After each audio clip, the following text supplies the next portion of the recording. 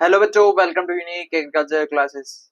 तो आज हम बात करेंगे एनएफएल की जो हमारी नॉन एग्जीक्यूटिव की वैकेंसीज है उसके फॉर्म फिलिंग के बारे में, और जानेंगे क्या क्या बातें आपको ध्यान में रखनी है और कैसे आप जो है साइट पर जाकर फॉर्म अप्लाई करेंगे, क्या क्या डॉक्यूमेंट्स रिक्वायर्ड है और हमारा क्या रिजर्वेशन का क्राइटेरिया रहता है और सिलेक्शन प्रोसेस क्या रहने वाला है और हमारे एग्जाम पैटर्न क्या रहेगा, है ना। इन तमाम बातों की इस वीडियो के अंदर बात करेंगे, तो आप वीडियो के साथ लास्ट तक बने रहे। अगर आप चैनल पे नए हैं तो चैनल को सब्सक्राइब करें, वीडियो को लाइक करें। चलते हैं बिना देरी करे हमारे आज के टॉपिक पे। तो आप सबको पता होगा एनएफएल ने जो हमारी नॉन एग्जीक्यूटिव की वैकेंसीज निकाली है अलग अलग प्लांट्स में। जैसा कि आपको मैं प्लांट्स का बताऊं तो प्लांट्स में जैसे कि आप ये देख रहे हैं, Nangal, Bathinda, unit of Punjab, Panipat, Haryana and two plants at Vijaypur district of at district Guna MP. ठीक है, ये इन सब जगहों में, इन प्लांट्स में आपकी ये वैकेंसी निकाली है। उसके बाद हम चलते हैं नंबर ऑफ वैकेंसीज, या हम बात करते हैं अलग अलग प्लांट्स में अलग अलग वैकेंसीज है। तो आप सबको पता ही होगा, मैं ये नोटिस जो है आपको टेलीग्राम चैनल पे शेयर कर दिया है, और आप हमारा टेलीग्राम चैनल ज्वाइन कर सकते हैं। यूनिक एग्रीकल्चर क्लासेस के नाम से आपको चैनल मिल जाएगा, उसमें ये आपको डाल दूंगा। हम आज के मेन टॉपिक पे आते हैं, क्योंकि आपको वैकेंसीज बताने का कोई मतलब नहीं है, और आप देख चुके होंगे सब, आप नोटिस देखते आ रहे हैं, क्योंकि वैकेंसी आने से पहले ही जो है आपका न्यूज़पेपर में सब न्यूज़ आ गई थी किस पर्टिकुलर सब्जेक्ट की कितनी या किस पर्टिकुलर पोस्ट के लिए वैकेंसीज है ना। तो ये सब आपको पता होगा। उसके बाद बात करते हैं हम हमारे एलिजिबिलिटी क्राइटेरिया की, या एजुकेशनल क्वालिफिकेशन की पर्टिकुलर वैकेंसी से रिलेटेड। ठीक है, उसके बाद जानेंगे फॉर्म कैसे अप्लाई करना है और क्या क्या बातें आपको ध्यान में रखनी है। ठीक है, तो हम जानते हैं आपके एजुकेशनल क्वालिफिकेशन के बारे में। तो आप यहाँ देख रहे होंगे, मैं इसको थोड़ा बड़ा कर देता हूँ, है ना। तो मिनिमम एजुकेशनल क्वालिफिकेशन की अगर हम बात करें तो आपका फर्स्ट जो पोस्ट कोड है उसके बारे में बात करते हैं। तो आपका फर्स्ट कोड है 61000187, junior engineering assistant grade second production.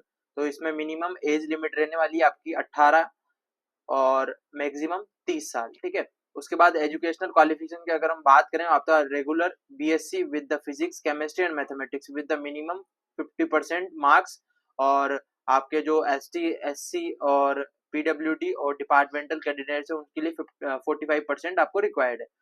उसके बाद हम बात करते हैं, ये सब क्राइटेरिया आप देख लेना, और उसके बाद अलग अलग वैकेंसीज का अलग अलग क्राइटेरिया है। उसके बाद अगर हम दूसरे की बात करें तो junior engineering assistant grade second mechanical के लिए वही सेम, और इसमें आपका रहने वाला है regular 3 year diploma in mechanical engineering with the minimum 50% marks, और कैटेगरीज के लिए 45%। ठीक है, तो ये आपका क्राइटेरिया रहने वाला है। वैसे ही आपका सबका जो है लगभग लगभग वैकेंसीज अगर आपके लेवल की है सेम, तो आप जो है ये एजुकेशन क्वालिफिकेशन सेम रहने वाला है, आप देख लेना।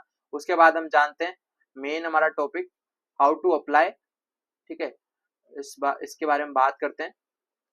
तो हमने एजुकेशन क्वालिफिकेशन की बात कर ली, और अगर हम कट ऑफ की डेट्स की बात करें तो आपका कट ऑफ का डेट है जो पहले वाली है, उसकी कट ऑफ डेट आपके जो एनएफएल की साइट है वहां पे मेंशन है। ठीक है, उसके बाद आपकी कट ऑफ जो है कैसे डिसाइड होगी, आपकी आपने मार्क्स कितने गेन करे, उसके बाद आपकी एज क्या है, मिनिमम क्वालिफिकेशन क्या है, आपका एक्सपीरियंस क्या है, उसके बेस पे आपकी कट ऑफ निकलेगी।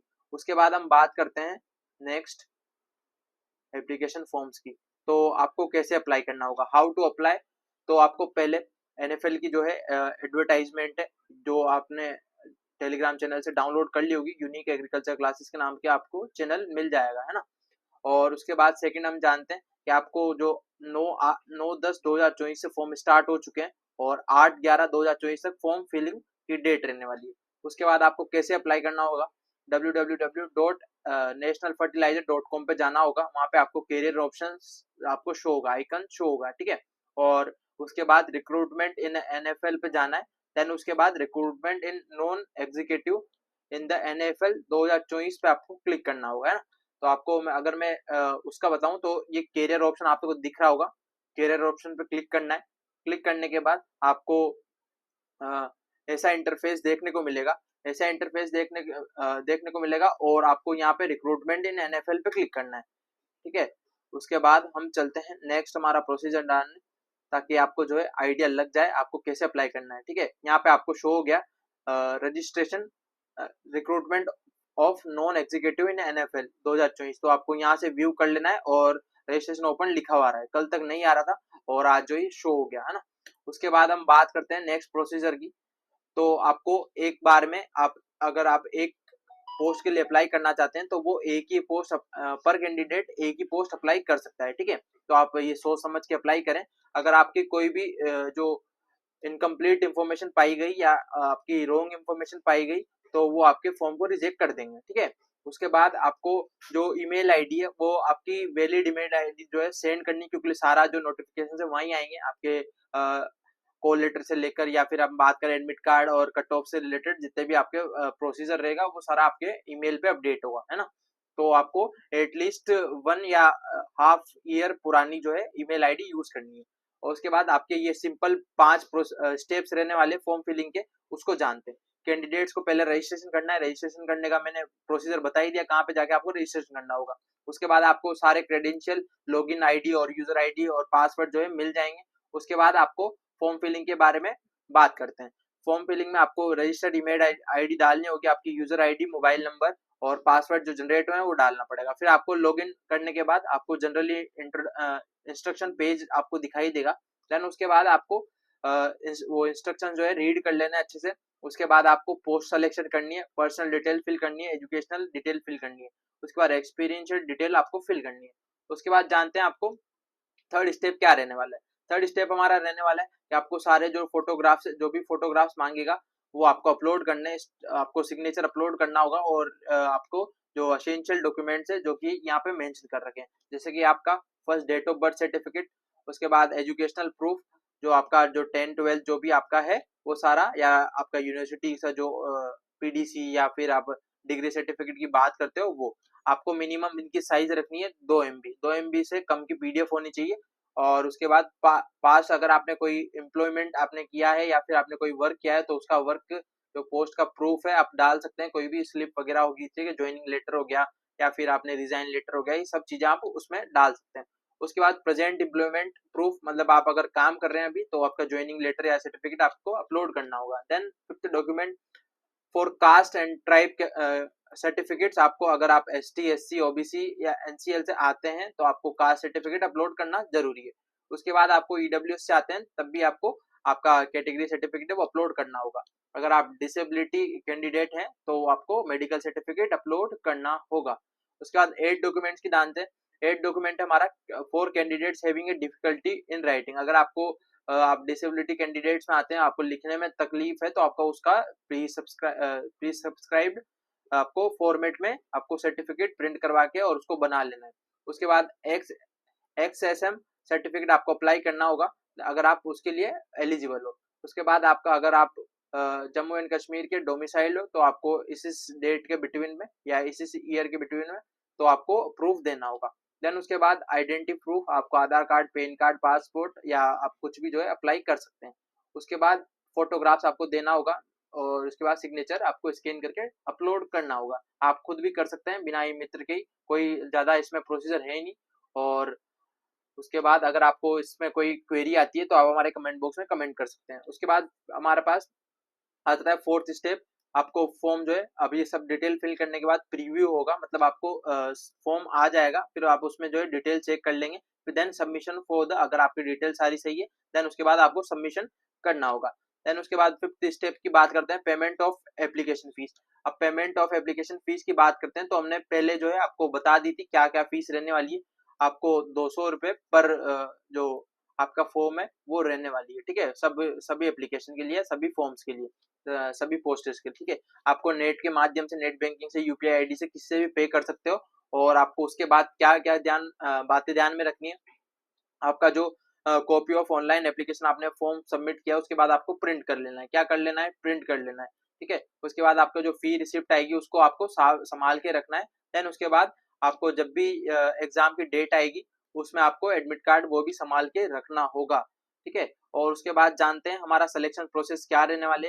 तो अगर हम एग्जाम पैटर्न की बात करें तो एग्जाम पैटर्न की हम डायरेक्ट बात कर लेते हैं। आपको ऑफलाइन OMR बेस्ड एग्जामिनेशन देना होगा। क्या देना होगा? Offline OMR based examination. उसके बाद आपको जो भी एडमिट कार्ड आएगा मैंने बता ही दिया, साइट पे आपको पॉपअप हो जाएगा, वहां से आप डाउनलोड कर सकते हैं या फिर आपको एसएमएस के माध्यम से या ईमेल के माध्यम से आपको बता दिया जाएगा।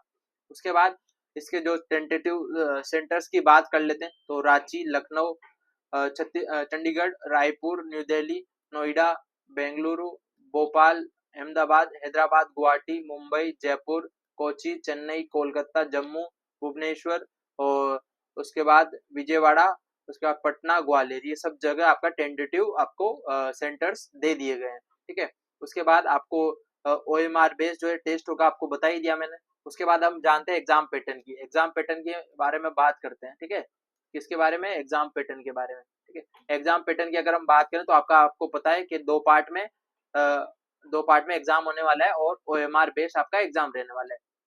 दो पार्ट में क्या क्या आएगा कि आपको एक तो डिसिप्लिन रिलेटेड आपको सब्जेक्ट के रिलेटेड क्वेश्चन मिलेंगे और एप्टीट्यूड के रिलेटेड। अब बात करते हैं आपका कितना टाइम का एग्जामिनेशन रहने वाला है।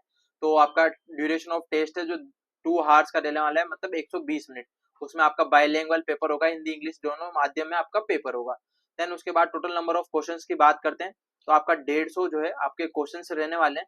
150 क्वेश्चंस आपको देखने को मिलेंगे और आपको 120 मिनट्स दिए जाएंगे। उसके बाद आपको 50 क्वेश्चंस जो है 100 क्वेश्चंस आपके जो एजुकेशनल क्वालिफिकेशन है, आप जिस सेक्टर में या जिस भी सब्जेक्ट से एजुकेशन किए हुए हैं, तो आपको उसके रिलेटेड आपको क्वेश्चंस देखने को मिलेंगे, है ना।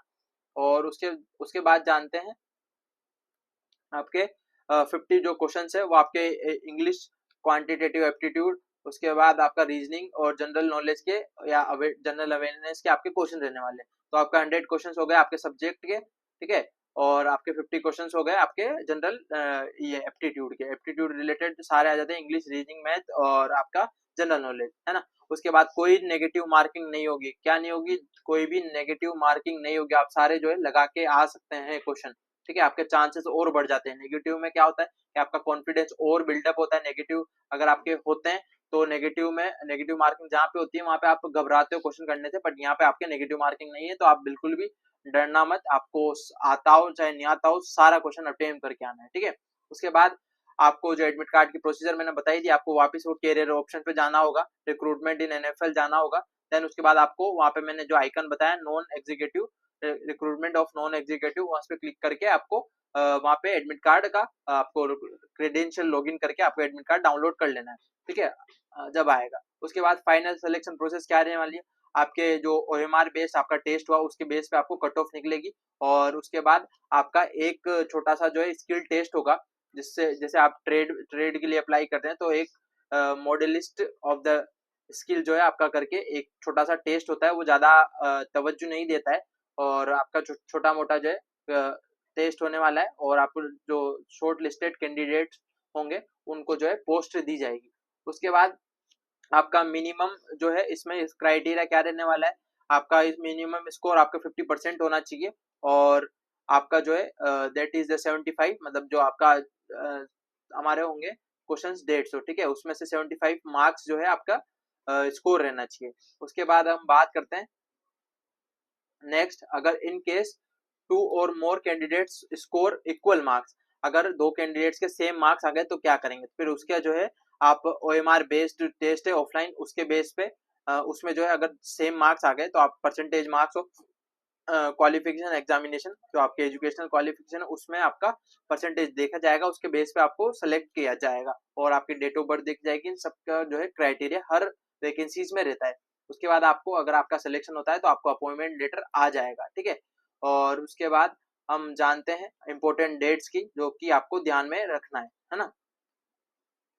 तो इम्पोर्टेंट डेट्स की हम जानते हैं, तो आपका जो इम्पोर्टेंट डेट्स रहने वाली है तो आप सबको पता है फॉर्म फिलिंग डेट जो है आपकी 9 से 11 तारीख, 9 से 8 11 तक रहने वाली, 9-10 से 8-11 तक आपकी फॉर्म फिलिंग की डेट रहने वाली है।